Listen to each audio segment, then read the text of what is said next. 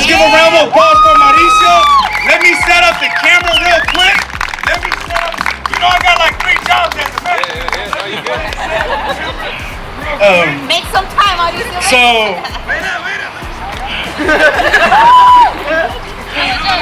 we keeping our 3 jobs. I just want to thank y'all so much for coming. It just means a lot to me and my group. Just can we give a round of applause to our Franklin Foundations group? Shout out to Marco Rojas, always wants to stand tall.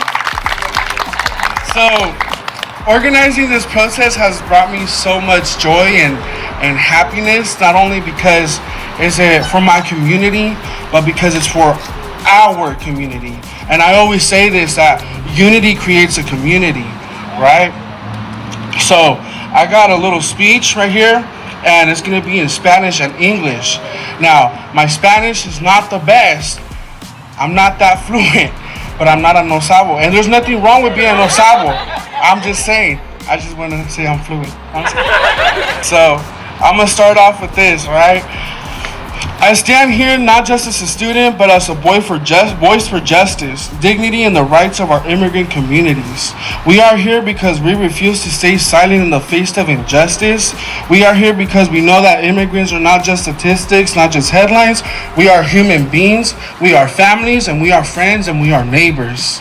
For too long, immigrants have been blamed and targeted and dehumanized, but we know the truth. Immigrants are the backbone of this country.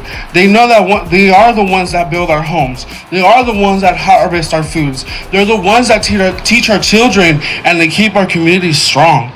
They contribute, they dream, they sacrifice, just like all of us. And yet, they continue to be denied the respect and rights they deserve. Today, we send a clear message, and it's that we stand in solidarity with all our immigrants, whether they're documented or undocumented.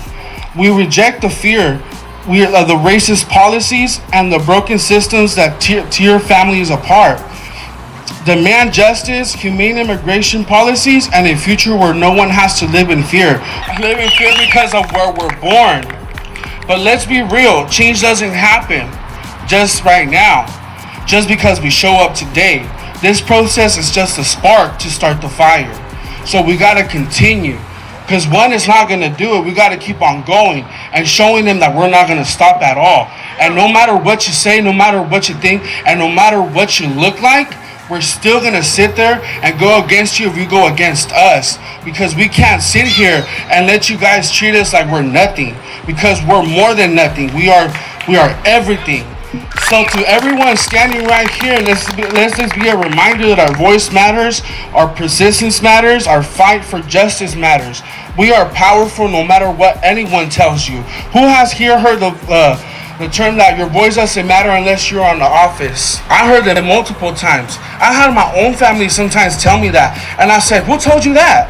I said, I know a bunch of activists that done a lot of things and that things have changed. So don't let people tell you that your voice don't matter if you're not in the office. That's not true. That's just something they want to tell you so they can just shut you up. So I'm going to end the English one with this. This is our movement, and this is our fight, and this is our future, so let's make it count. So I heard that there was someone that came all the way from Berkeley, and she goes by Nikki. And she does a lot of community work over there. And I've also heard she's running for, what was it? You know what? I'm going to let that for her to talk about. So I want to bring to the stage Nikki. Woo!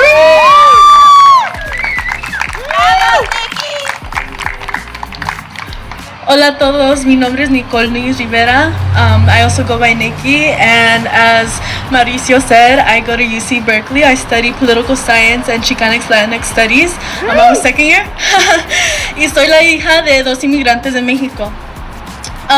So I prepared a little something to speak to you all. I think it's algo muy bonito for us to come together in comunidad and to talk about immigrant rights and protecting our undocumented community. Though on my behalf, I want to share a little bit about the history of Stockton as taught to me about immigrants. Being born and raised in Stockton, I've always heard about how the United States relies on California's Central Valley for its agriculture. I was always told that if California wanted to, it could become its own country because of how successful our agricultural industry is. As a middle school student, I was told about Stockton's port and how it played a crucial role during the gold rush and for the entryway of Asian immigrants. As a high school student, I was told nothing until I took a dual enrollment course at San Joaquin Delta College about a Chicano Studies class and learned about the Bracero program and how the United States would overwork and underpay immigrants from Mexico to work in the fields and on railroads. Fun fact, Stockton was the first city to welcome Bracero workers.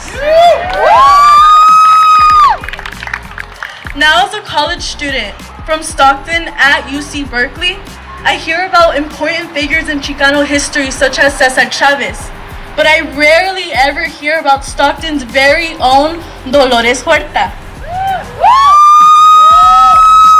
She attended Delta College, graduated from UOP, worked as a teacher, and then quit to co-found the National Farm Workers Association in favor of migrant farm workers.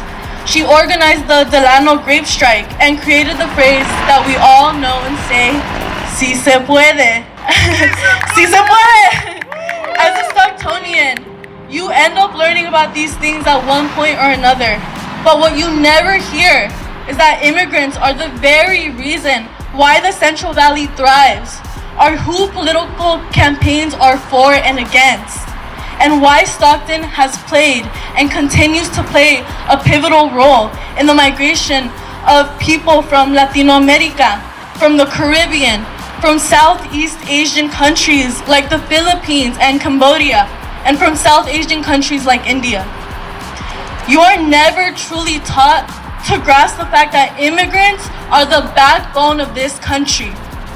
And it is for immigrants like my parents, and perhaps like many of yours, that I stand here today with the privilege to speak to you all about the importance of staying educated, about staying informed, and standing in solidarity, not only with one another, but with those that come from other countries who are also experiencing the effects of the harmful rhetoric and immigration policies being perpetrated by the administration.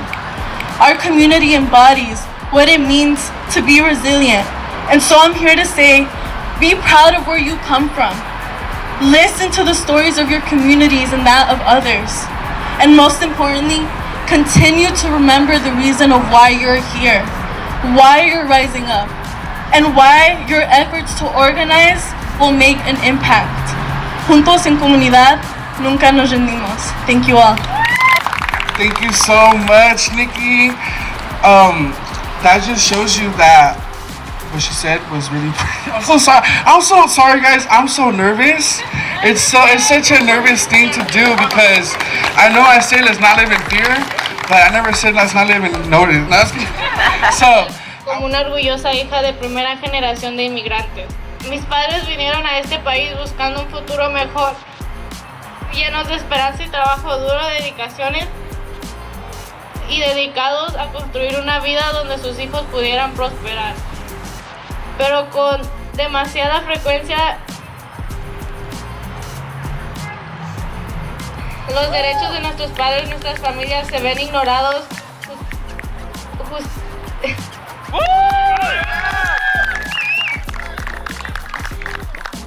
cuestionados o significados por nuevas leyes que afectan directamente su sustento, su seguridad y su dignidad. Es nuestra responsabilidad mantenerlos informados y abogar por políticas que protejan sus derechos, el derecho de trabajar sin miedo, el derecho de acceder a la atención médica y el derecho a vivir con dignidad y el derecho a ser tratados con respeto que merecen. Debemos asegurarnos de que ninguna nueva ley prive de sus oportunidades por las que tanto trabajaron. Quiero recordar a nuestra comunidad que si bien las nuevas leyes o políticas puedan cambiar, no cambian la fuerza ni el valor de nuestros padres. Su arduo trabajo, su amor y sus sacrificios siempre serán la base de nuestro éxito. Ninguna ley puede arrebatarnos los valores que nos han inculcado ni el futuro que nos han construido. Y ninguna política puede borrar el impacto que han tenido en este país. Hi, my name is Velvet. What is your name? Hi, I'm Alejandro Montes. I'm a Stockton local, and I'm also a teacher. And one of the reasons I came out here was to support some of my students. That's great. And why is it Yes. important for you to be here? Yes, well, I love all the things that Brown Issues is about, supporting the Latino community, the immigrant communities all across the nation, and especially with all the things that have been happening, politically in our government. We have to support everyone around us. I have friends, family that are immigrants, both documented and undocumented. But to me, they're just humans. They are active participants in every aspect of our daily lives, and they deserve to be here just like anybody else. So I want to be here and make sure our voices are heard, so everyone feels safe and welcome in their homes like they should. Thank you. And how did you first find out or hear about Brown Issues? I first heard about it through some students because there's a active branch at my school, Franklin High School in Stockton. So shout out to all those students. They told me about everything. Yeah. Awesome. Thank you. Thank you very much. All right. Hey, so my name is Velvet. Can you please introduce yourself? My name is Miguel Torres. Hi. Nice to meet you. Hey, Miguel, how did you find out about Brown Issues, or how did you hear about us? The first time I found out about Brown Issues was through my school, Luther Burbank in Sacramento. We currently have a branch out there about Brown Issues. They teach us about political and impactful stuff that is happening currently in our community. All right, thank you. And why are you here today?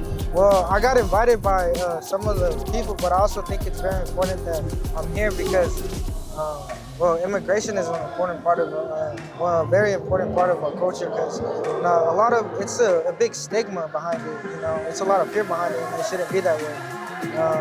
I'm also here to support other people because I know that I wouldn't want to be separated from my mother, so why would I want that for any other person either? And I feel like we should stand up for our own community and stand up for our people. And nobody else is going to do it, we might as well do it. Thank you. Thank you. Hi, who am I here with? Joe Sori, I'm from Stockton. And how did you first hear about Brown Issues? I heard about Brown Issues about 2 years ago from a colleague, Marco Rojas. He's our advisor at Franklin High School. And I first noticed that he took a couple students to the Brown Issues Policy Boot Camp. And that really struck me as just a great opportunity for students to go to the Capitol, learn about the legislations that follow our brown people. And since then, I've been just trying to support the students any way I can. And I know that out of the current political environment right now, people want to get out and they want to be heard, and our students really felt strongly to do that in a safe way, in a way that means something. So instead of walking out of school, they organized this event, and I couldn't be prouder of them because they're marching to be heard. And as an ally, I'm looking to support them. I'm looking to see the injustices that I see on the due process level and the constitutional crisis. It appalls me, and it's made me move to march with them today. And so I'm very happy to support the Brown Issues organization, and most definitely our high schoolers here in Stockton, California, who want to be heard, that the deportations that have been illegally done are stopped, and that we celebrate our culture and our people, and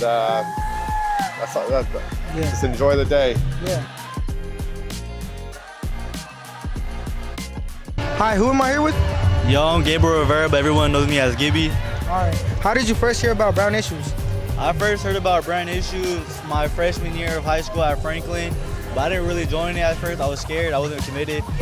But this year, my junior year, I took it more serious. I've been going to all the meetings, and I really enjoy it. I'm glad I did it.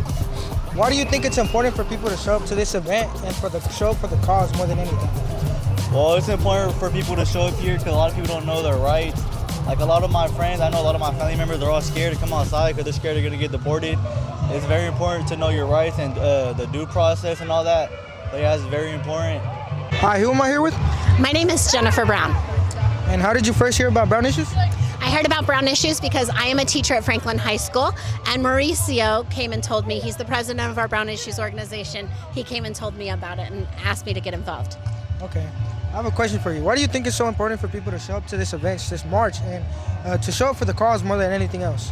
I think it's important because with numbers we have solidarity, and with solidarity we can actually make change. I think it's important to get information out so that the community is more knowledgeable, and so that our students, that we as adults show up for our students, so our students know that there are people that support them and love them on their campus and in their community. All right, thank you. Hi, who am I here with? Hi, my name is Jasmine. How did you first hear about Brown Issues? I've heard of it since like my freshman year of high school, and I never really paid any mind to it until like I saw Maurisio like publicity about how he was gonna be Hoko, like, oh, vote for me for Hoko King, and I'm like, oh, he's such a fun vibe. So then I voted for him, and then I heard that he was the Brown Issues president. So I was like, oh, wait, I want to do that, and I've been wanting to do it, but I never paid any mind to it. So then I joined it, and I found about it. Why do you think it's so important for people to show up to this event, this march, and show up more than anything else, the cause? It's very important people show up because obviously some people weren't able to show up because of like the whole ICE thing. People saying how ICE might show up and take their, they don't want to be separated from their family, and it's very important for them to show up because we want the community to fight for for everyone. We want them to like fight for our rights because we have rights, and we want them to know that. And for like obviously the whole community to be together. Like we wanted more people to be here, but it's okay that not a lot of them came, but we do have like a lot of publicity out there. All right, thank you. Thank you. All right, who am I here with? My name is Maurisio Diaz. Abigail Santos. All right. How did you guys first hear about Brown Issues? Yeah, so I heard about Brown Issues by the Franklin page at the storyline. I heard a teacher was creating a new club where everybody can come and talk about all the political stuff that's going on and how our brown community suffers through those things, and trying to build leadership so our youth becomes great leaders. I first heard about it sophomore year because it was during a club rush during our school, and someone caught my attention of how energetic they were. So I was like, because I was still debating which club I would do, and then as soon as I saw their energy, I was like, this looks like a fun club, so let me just join it. And I've learned so much ever since. And why do you guys think it's so important for people to show up to this event, this march, and the reason behind it, the cause? So in my beliefs of this, showing up for our community here in Stockton specifically, it's really important because our history it's been built by immigrant. You know, we have Little Manila, which is the immigrant Filipinos, and then we have our immigrants from the Braceros program, and we gotta show and keep on showing them that even though their fight was back then, we still have their backs till this day, and we're not gonna shut down. Especially after like this whole political tension going on, we gotta give them a voice. We gotta amplify their voice because they're obviously gonna be fearful of coming here because they don't know what to expect. So since they're not here, let's show up for them. That was very well said. And you? Just like Mauricio said, but also to be able to advocate for those who are in silent or can't speak for themselves, because there are some families who can't really speak for themselves because either they could get in trouble or get deported. So for those who can speak, it is important to be able to rise up and speak for those who can. I'm Camila. I'm Akilina. All right. So how did you guys first hear about Brown Issues? I first found out about Brown Issues by the president, Maurisio. He came to me, he told me all about Brown Issues, and it got me interested, and that's how I started becoming part of Brown Issues. I heard about Brown Issues from, I think, the VP of last year, but I was really nervous to join. However, this year my friends encouraged me, so I ended up joining it, and I'm having a lot of fun in it now. That's good. Okay. So why do you guys think it's important for people to show up to this event, and more importantly, just show up for the cause in general? I believe it's important because many people are scared at this point, especially under these circumstances with the presidency and his new laws or rules that he's trying to imply. And I feel like right now people need their they need their voices to be heard, and they need people to be those voices. And I believe that's why it's important. I agree with Camila too. I think that people are scared, like I was before too, that like there was gonna be nothing changed. But to have change, you need somebody to be speaking out for you guys. So I want to be that voice for them. Who am I here with? Kimmy. All right, Kimmy. When did you first find out about brown issues, and how did it impact your life? So I found out about Brown Issues in South Sac. So Brown Issues has a high school chapter at Luther Burbank High. And so right there's an after school program where students are being taught social emotional health support, getting introduced to health advocacy campaigns, and like learning about our culture and our history about the community. And I fell in love with that space. So I've been in it since I was in high school. So it's many years ago. Okay. And You're like, damn, she's a little... Nah, but why do you think it's so important for more people to show up to these types of events, and more importantly, support the cause and what we're trying to promote? Yeah, that's a great question. You know, a lot of people don't get politicized until they get to college, but there's a lot of students that do not want to pursue higher education, you know? And so I think that community engagement events such as this one, or like the events that we organize in different cities throughout the state, it's very important because people come into a shared space with other people that are either like-minded or whose issues impact one another, right? And I think that really is a space where people start to feel like connected, and get a greater understanding of like the issues that impact us in our day-to-day lives. And I think that those spaces are very crucial in really forming the identity of a young person, who they end up being. Do they get, are they prideful of who they are, their culture? Do they take a lot of pride in that? And I think that's why these spaces are very important. Okay, I have another question for you. What would you tell a young aspiring leader that wants to go to higher education, like a university per se, that doubts themselves? What would you tell them, like, to pursue, how to pursue their dreams? Yeah, you know what? I feel that it's so important, even if people are scared to take on different challenges or expose themselves to other spaces that they might have not been in yet, to go for it. Every opportunity that gets presented to you, go for it and say yes, because that opportunity is going to expose you to so much. One of the things that I heard when I was in high school, and it like blew my mind, someone held the globe, right, with the entire world, and they put their thumb in Sacramento, right? The thumb was bigger than Sac, but they put the thumb there, and they were like, Kimmy, like, you've only like lived here, you haven't explored anything else. And that just like blew my mind, because really we have not been exposed to much, right? And we have to get out of our communities to really realize the potential that's in there. And so take on opportunities. If there's college trips, conferences, so if you have a mentor in your life that cares for you and that really wants to see you take yourself to the next level, go for it. All right, thank you. Thank you. Okay. Hi, I'm Velvet. Okay, how did you first find out about brown issues, and how did it impact your life? I found out about brown issues when I was in middle school. It was an after-school club that one of my friends was in, and she invited me to attend one day, and I was like, well, okay, like I wasn't getting picked up from school. So I attended, and in the first meeting, I had met Kimberly Gudino, who was my advisor at that time, and she was, since the first meeting, I was like, oh, this sounds fun. Like, this is what I want to do, because I wanted to be an attorney growing up. So I kind of stuck around because we did a lot of debates, and she was just exposing us to the real events that were going on in the community. And as the years went by, I kept in touch with the Brown Issues social media page, and I got offered an opportunity to be a Brown Issues advisor at Luther Burbank High School, as well as Rosa Parks K through 8. All right. So why do you think it's so important for people to show up to these types of events, and also just try to support the cause that we're trying to promote? At the end of the story, our narrative was already written years ago, and if we don't step up and rewrite the narrative, when people look back in years back, they're gonna be like, oh, okay, well, like, yeah, they're illegals, they're immigrants, they're aliens. And I'm like, no, we're not just all that. We're not even an alien. We're farm workers, we're eloteros, we're people who are picking up trash, we're lawnmowers.